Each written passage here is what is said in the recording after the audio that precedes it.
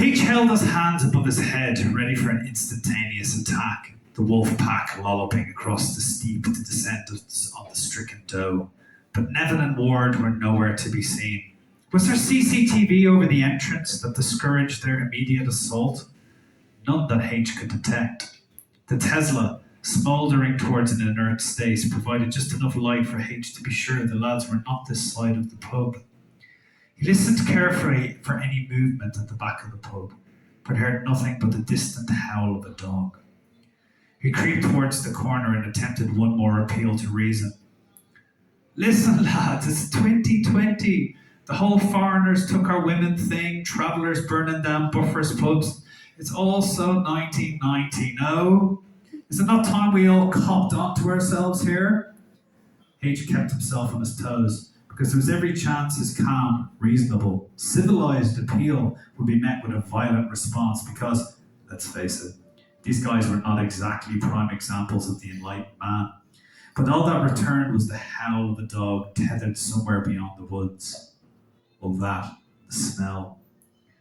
As H rounded the corner, fists kept at the ready, it was like a boulder was rolled away from a cave, and this scent, deeper than rot, older than death, spread in waves across the helpless night. H gagged, super salivated, steadied himself with two palms up on the wall, and like so many underage drinkers before him, spat against the rising vomit. The dog howled even longer than before, and the smell, as if cooked on its drooling jaw, as if pulled from its protruding canines, grew so intense that H felt like it was worming in through his pores. If Nevin and Ward attacked now, he was helpless. But they too were presumably stricken by the odour and standing with their head against the wall or tree or stake, trying as best they might to keep the contents of their stomachs from splashing on their shoes. Another long ululation from the dog, and H could almost feel the paprika handle burning in his windpipe when the howl ceased. The snap was so sharp that H brought a hand to his throat. Could almost feel the bite of leather on his own jugular. His veins throbbing in his temples. Dark eddies formed in his vision. Then on the road, where there should have been screaming sirens and the rush of heavy machinery, there came instead the silky hum of an electric motor. H spat some sick into the puddle under the drain pipe and watched the fleck of paprika being sucked down into the mouth of the drain. When nothing else rose from his stomach, H looked up and saw a BMW iX3 turning into the car park. The driver, visible behind the tinted windows, parked a safe distance from the smouldering Tesla, flashed his headlights in H's direction and popped the rear door open. H's phone started to ring. Unknown number. Something to be ignored in normal circumstances. Hello? I do hope this unpleasantness has not overly taxed your nerves, my dear H. The smell had disappeared across the mountain, but the nausea still shivered across H's bones. Mr. Stoker? Oh, my poor unfortunate child, you are positively frozen. Quick to the car. You'll find a bottle of brandy and a warm blanket waiting for you. H had never enjoyed the flush of strong liqueurs, but Stoker's offer of security and comfort in the back of a well-made German automobile draw him forwards. You sent someone for me? In a fashion, yes. Coming more fully to his senses, H now noticed the ungainly box on the top of an otherwise handsome car, and the perspex screen behind which stood an array of cameras. You've got a self-driving car? An unfortunate term, given the amount of code needed to create that illusion, but yes, dear H. In the parlance of those less well-educated than ourselves, I have a self-driving car. H opened the rear door and found, as promised, a bottle of plum brandy dated 1886, and a blanket boasting the kind of weight only provided by a dead animal. He pulled the blanket around his torso and promised to increase his monthly contributions to the ISPCA. Please sit back and relax while my trusty chauffeur brings you to me.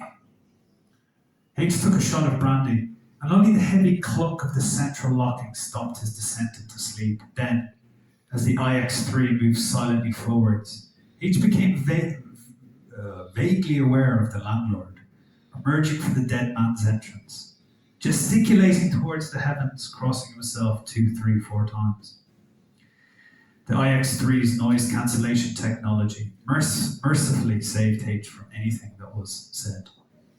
His phone seamlessly connected to the onboard entertainment system, and Stoker's voice was now coming through the speakers with a lovely balance of treble and bass not normally achieved in Bluetooth applications. The journey is not far as the crow flies, but unfortunately, with this flooding, some of which is beyond even the all-wheel capabilities of this SUV, will take considerably longer.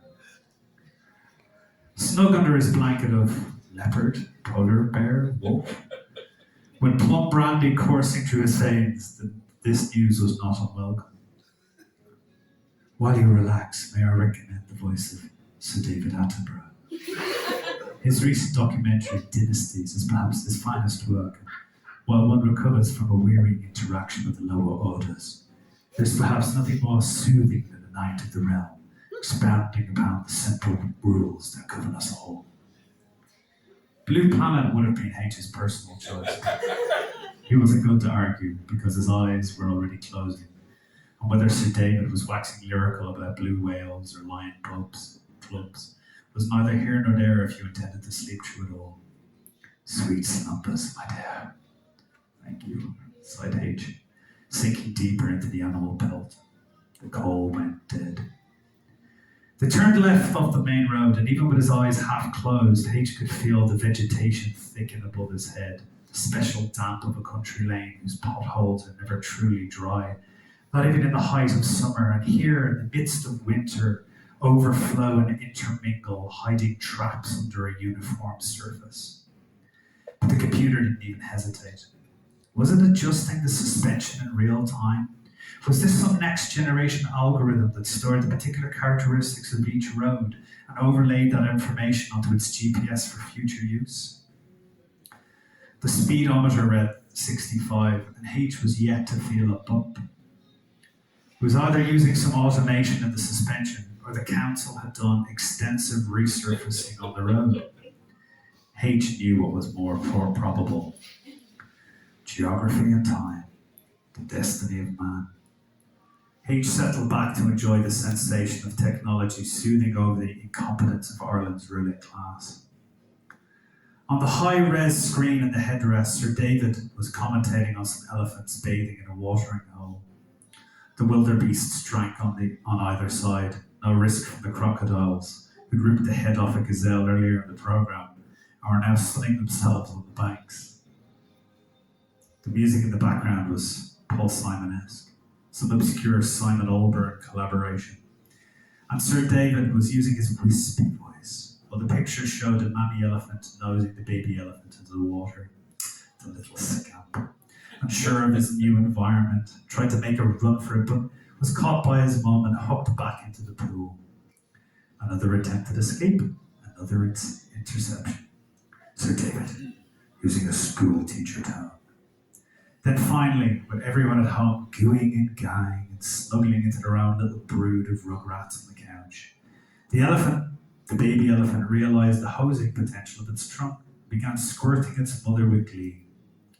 H could feel the IX-3 start to climb, the gradient moving deeper into the animal's skin as the car turned left. Were they circling back around the lake? Possible to see in the dark. H went to take another shot of brandy, but found his right arm twisted awkwardly in the pelt. The music in the documentary shifted. Steel drums swapped for minimalist strings. A young wildebeest comes down for a drink. Scales peel off her reptilian eye.